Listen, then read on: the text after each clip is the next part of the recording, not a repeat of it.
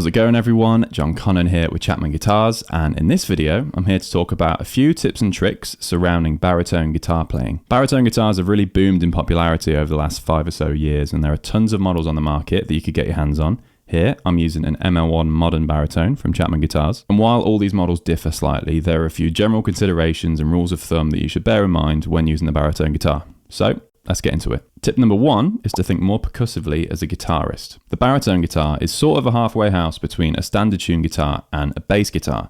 And by nature of this, it allows for a few more percussive possibilities from the instrument. This is down to the fact that the strings have thicker gauges, there's a lot more low end and thump when the strings slap against the fretboard, so you can even implement sort of slap techniques in your guitar playing with a baritone guitar as well. So have a go implementing a few of these techniques, having some fun with it. Here's an example I made earlier, sounds a bit like this.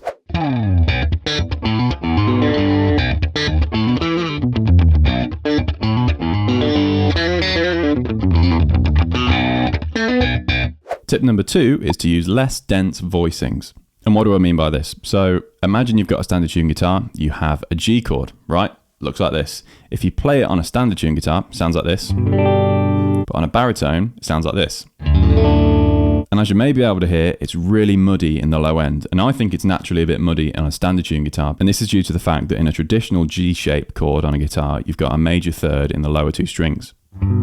And on a baritone guitar, this is emphasized because we're way lower down in pitch. So bear this in mind, maybe move your thirds of chords to open strings like you can with a G. Or just gravitate towards voicings that have this third spread a bit higher up in the voicing, like an E, sounds great. Or a D. These all have the third a bit higher in register and they're not as muddy in the low end. So that's another thing to consider. And here's an example of a few standard chords that we all know, E's, G's, A's, think of B minor in there as well. Spreading the thirds, getting the voices a lot more suited to the register of a baritone guitar.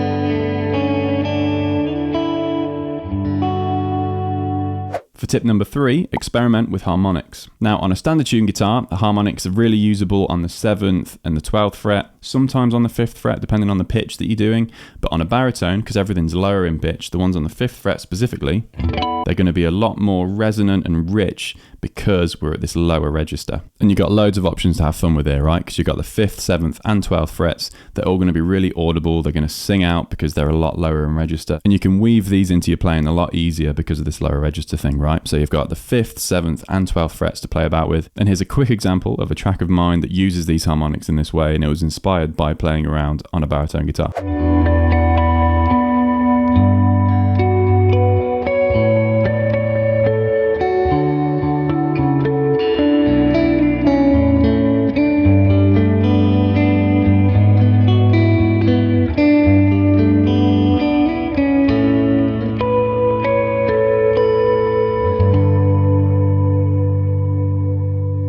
So that was 3 quick tips on using the baritone guitar. Try them in your own playing, see how you get on with them, and once you've got them down, join us in part 2 for a few more. See you in the next one.